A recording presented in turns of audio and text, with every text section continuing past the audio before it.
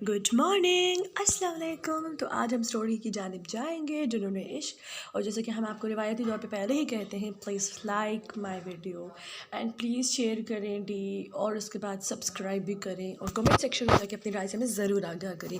अब हम चलते हैं अपनी स्टोरी की जानिब।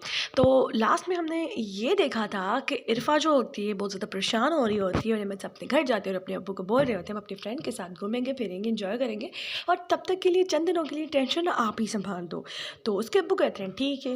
अहमद अपने रूम में चले जाते हैं फ्रेंड के साथ और वो कहता है कि यार एक आधा घंटा ना मुझे रेस्ट करना पड़ेगा, नींद सोना पड़ेगा, वरना ना मेरी तबीयत ख़राब हो जाएगी। तो उसका फ्रेंड कहता है ठीक है, मैं जाता हूँ फ्रेश हो गया, तुम तब तक नींद सो जाओ। तो इरफ़ा बैठी हुई होती है, नाश्ता कर रही होती है, सुबह के टाइम होता है।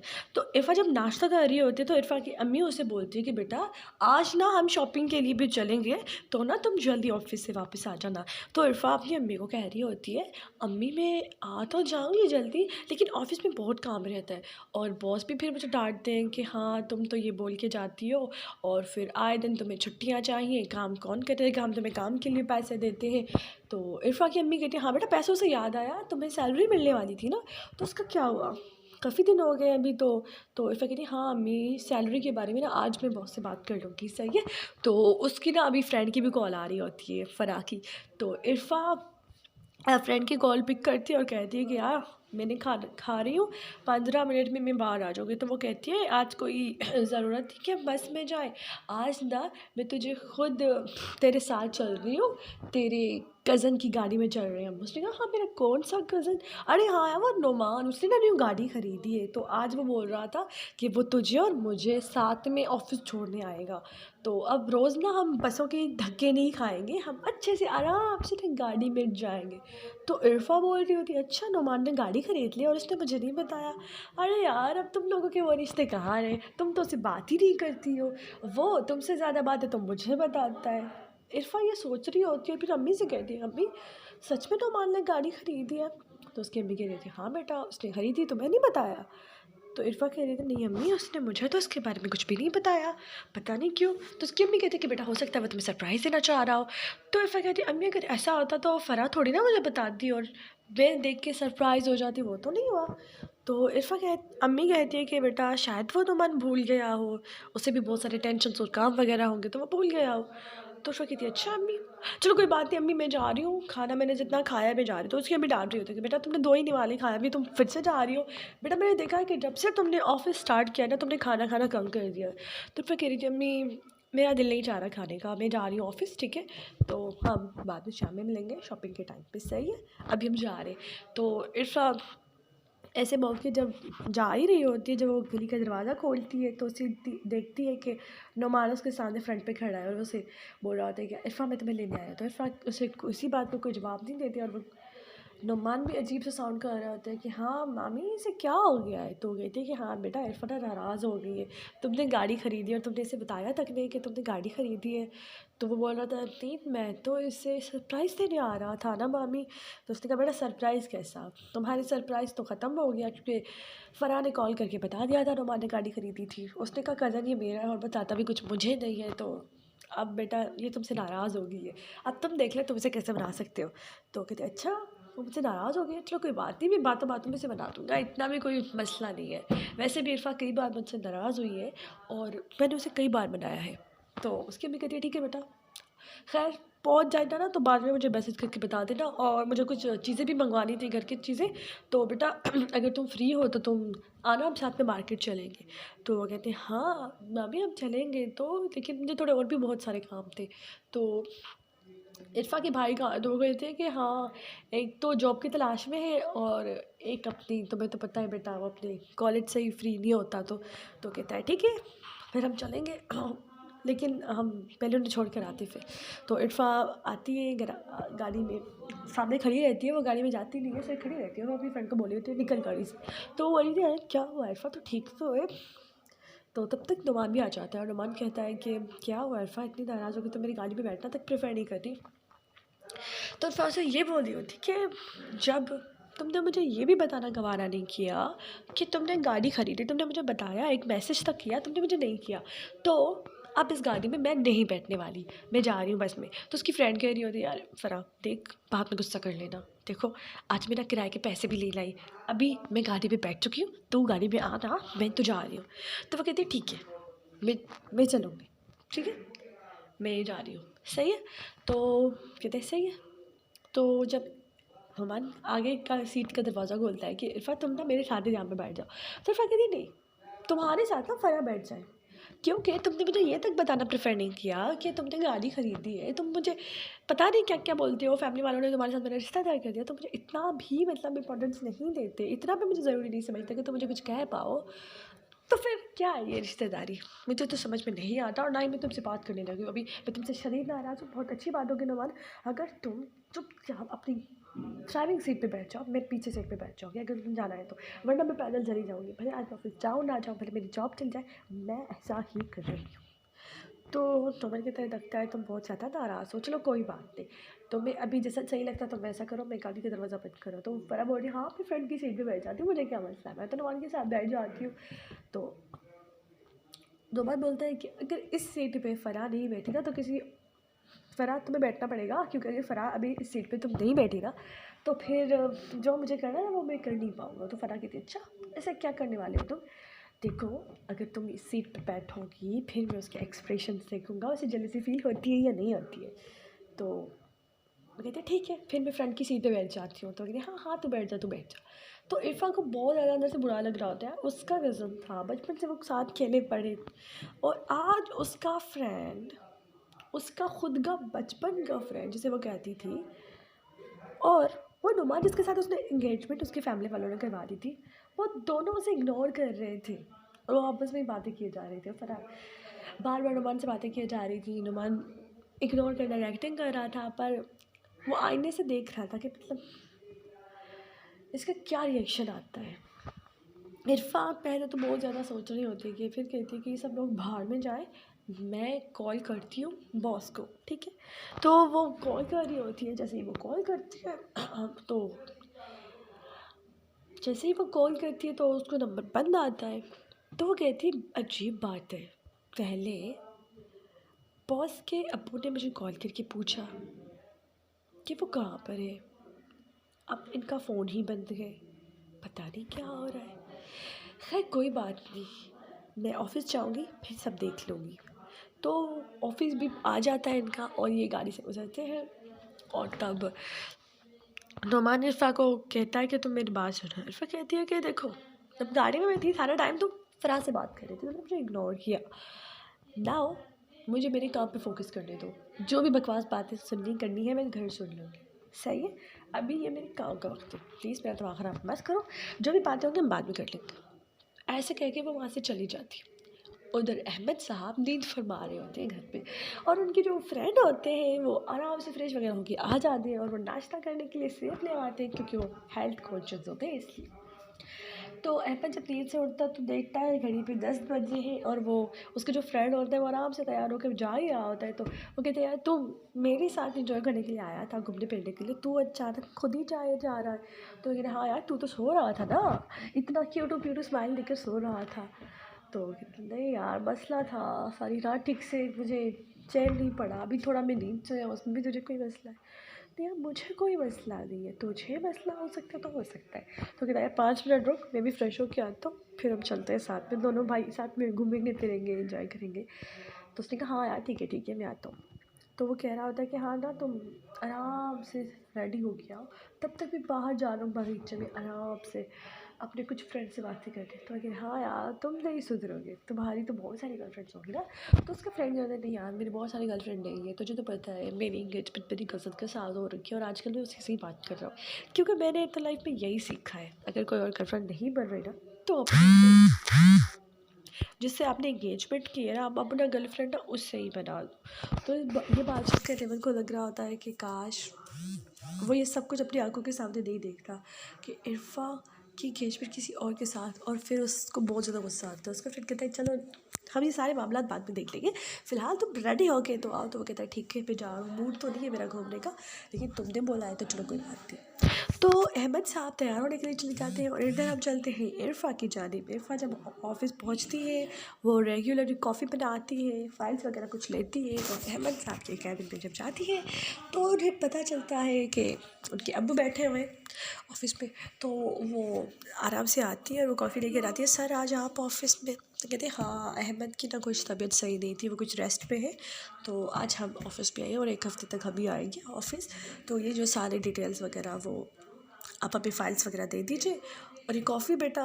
तो कहती हाँ, अहमद साहब तो कहते थे फ़ाइल्स लाना, जैसे ही तुम ऑफ़िस में आओ फ़ाइल्स और कॉफ़ी बना के ज़रूर ले आना, फिर तुम अपने काम करती रहना, मैं कॉफ़ी पीते अपना काम करता रहूँगा। तो अहमद साहब के अब्बू को ये बात अजीब लगती कि बेटा तुम्हें तुम्हारा कैबिन नहीं मिला उस ऑफ़िस में? नहीं अंकल, वो क्या है ना कि इन अहमद साहब को ना सारी पुरानी डिटेल्स चाहिए होती है और वो कहते हैं कि ये जो सारी डिटेल्स है ना, एक पेपर पे तुम मुझे लिख के दे दो, सारी चीज़ें सेटिंग करके दे दो, तो तुम सामने ये सारी काम करो। अगर कहीं तुम्हें मिस्टेक लग रही हो तो तुम मुझे बता सकती हो, और अगर कहीं मैं मिस्टेक कर रहा हूँ तो तुम मुझे बता सकती हो। तो अहमद साहब की ये बात जो उसके अब्बू सुनते हैं कि हाँ, मेरे बेटे जब काम में होता है तो उसे सच में लग रहा होता है कि हाँ, वो एक काम कर रहे हैं और वो प्रोफेशनल तरीके से काम कर रहा होता है।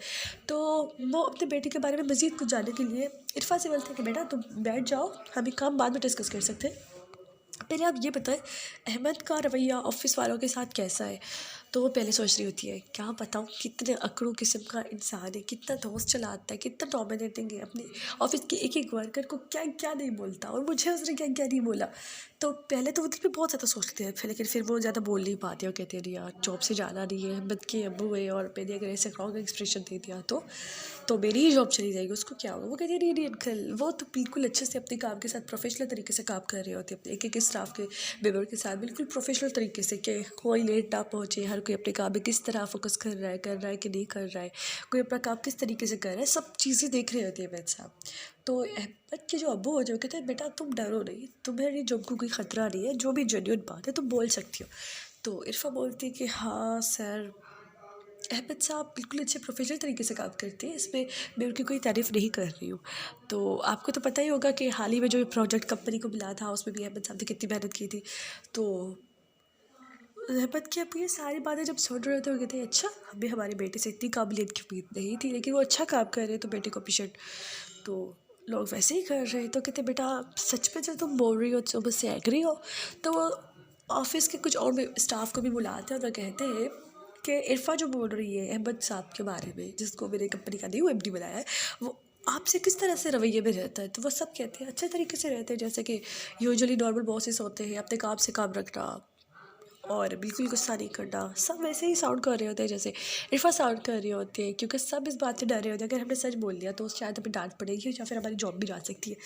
तो अहमद के जो अब्बू होते हैं वे कहते हैं कि बेटा जी, मैं इस बात को तुम लोग से कहना तो नहीं चाहता था, मैंने इस ऑफिस की सारी सीसी फुटेज जो थी ना, सीसी फुटेज वो देख ली है।